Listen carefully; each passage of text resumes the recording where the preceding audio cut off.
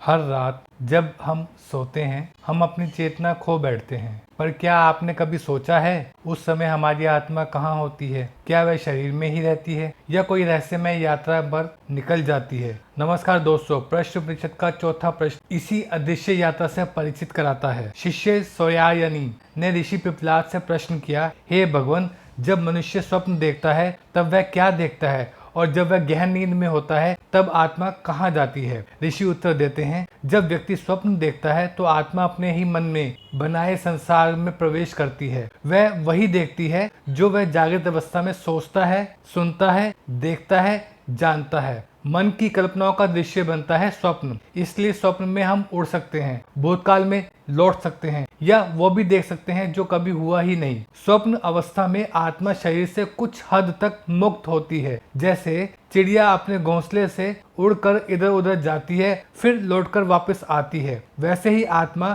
स्वप्न में भ्रमण करती है फिर शरीर में लौट आती है। लेकिन जब व्यक्ति गहरी नींद में जाता है वह ना कोई स्वप्न देखता है ना कोई इच्छा करता है, तब आत्मा पूरी तरह शांत हो जाती है। गहरी निद्रा में सभी इच्छाएं लुप्त हो जाती हैं। यह वह अवस्था है जहां आत्मा अपने मूल स्वरूप में लौटती है। गहन निद्रा की अवस्था में आत्मा न देखती है, न सुनती है, न स्पर्श करती है, लेकिन वह बनी रहती है। वह ब्रह्म में लीन हो जाती है, जैसे नदी समुद्र में समा जाती है। यह आत्मा की शुद्धतम विश्रांति है। ऋषि आगे कहते हैं, जो यह समझता है कि स्वप्न और नींद में आत्मा कहाँ जाती है, वह जागृत अवस्था में भी साक्षी भाव में जीना सीख जाता है। समझ जाता है, मैं शरीर नहीं हूँ, मैं मन भी नहीं हूँ, मैं वही चेतना हूँ जो हर अवस्था में बनी रहती है। स्वप्न और नींद हमें केवल विश्राम नहीं देते, वे हमें आत्मा के रहस्य तक पहुँचने का अवसर देते हैं। प्रश्न उपनिषद कहता है,